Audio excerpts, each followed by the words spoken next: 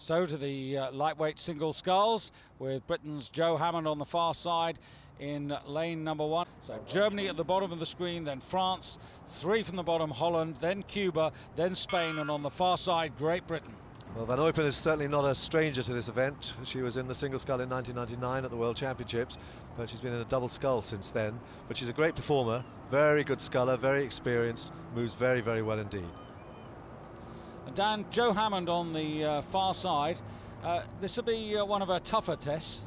Yeah, well, she was a silver medalist in 2004, so she's got some experience. She's been tried out in the double scull for Great Britain, which is the Olympic event, and the boat hasn't actually gone. It's very difficult to get two people moving really sweetly together in a double scull to make it work.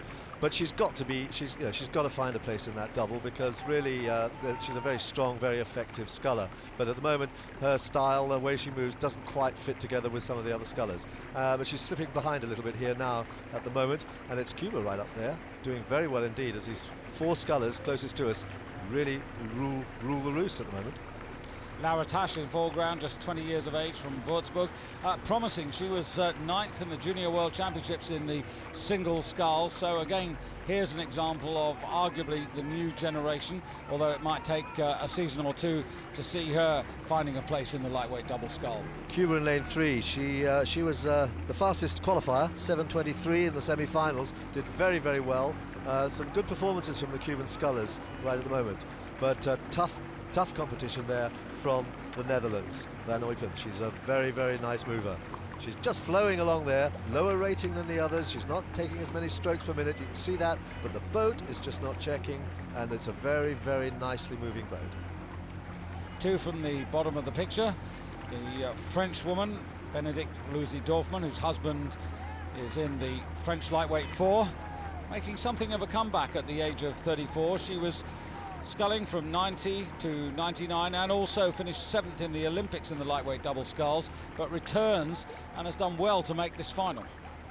See, Great Britain is right out of the back there, not competitive at all at the moment, but it's certainly Van Uypen who's out in front. Cuba still putting up a very, very good show there in the middle of the field.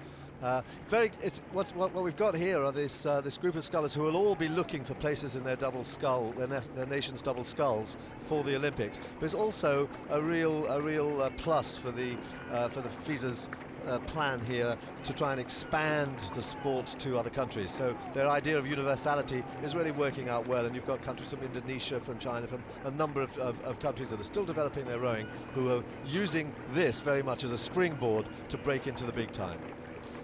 Here's the Cuban.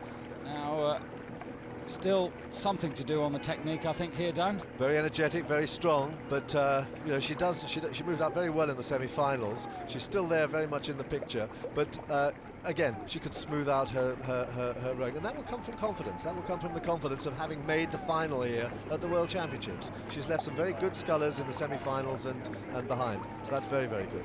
And interesting now, typically, actually, Maria Teresa making her move now. She was 8th in the Olympic Games with her partner Eva Mirones, but returns to single scull duty. And we've seen before with the Spanish sculler that she does have a fast finish.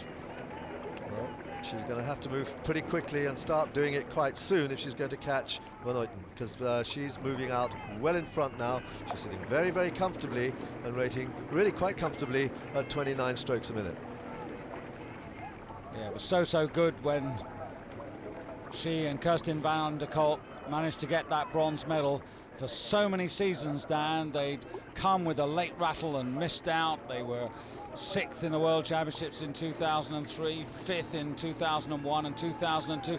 They always seemed to just underestimate and miss time. And finally, they cracked and broke the hoodoo in the Olympic Games and took the bronze. Well, it's 4 leading the Netherlands. France is, well, a good length and a half behind, but is the main contender at the moment and in silver medal position. Marit van Uypen with the perfect position, just has a little look over to her right-hand side to the Spanish sculler just to see where she is, but no dangers at the moment from that. She's a very economical sculler, isn't she? I mean, she's doing very, very little extra to what she needs to do to move the boat. She sits up quite tall, she gets her sculls in exactly where she reaches. You can see there's a very good pickup there. It's quick, but it's not overpowered. It's quick, it just picks up the water in the right way. She's doing very, very nicely there. And this is pretty good sculling from Disk8. I mean, she's right there alongside the German Laura Tasch, and on the far side, out of your picture, is the Spanish sculler, and Jo Hammond still there or thereabouts. It's the Cuban who's beginning to struggle now. I think Cuba went out fast and tried to really hold on to the field, and you do pay a penalty there when you're overextended. She's still there, but she's trying to hold off Great Britain, who's beginning to make a move back. Interesting to know what's in the mind of Marit van Eupen, Dan, with Kirsten van der Kolk having started her family.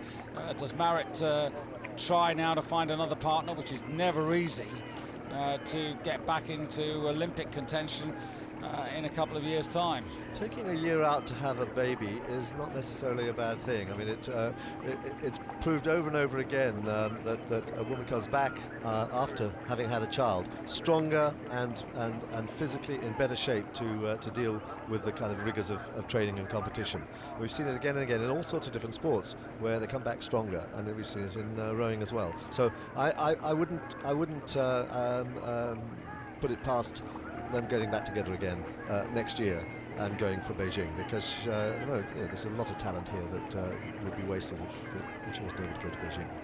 Well, she's out on her own, but there's a cracking little race going on here for silver and bronze. Certainly the Cuban is falling back. But have a look at this. You've got the Spanish sculler, who's 2 from the top of your picture, and Jo Hammond's picking up some space, and also Disk8, 2 from the bottom of your picture. So silver and bronze are up for grabs here, and even Laura Tasch for Germany on the near side, not out of this. So we're going to give the gold, I think, to the Dutch, but silver and bronze wide open. Tasch is up to 32.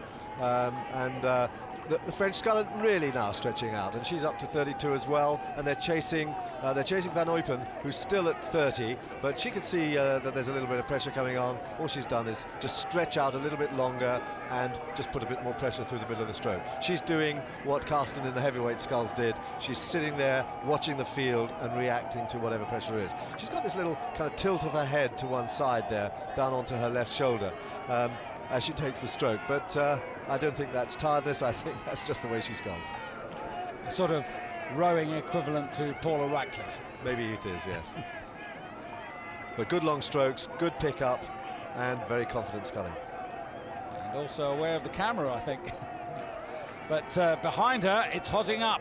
The Spanish sculler, Maria Teresa Mast Sasas Rivero, is coming under pressure now from the French sculler, Disk8. This is the situation. You can see Van Eupen, but the angle there is very deceptive.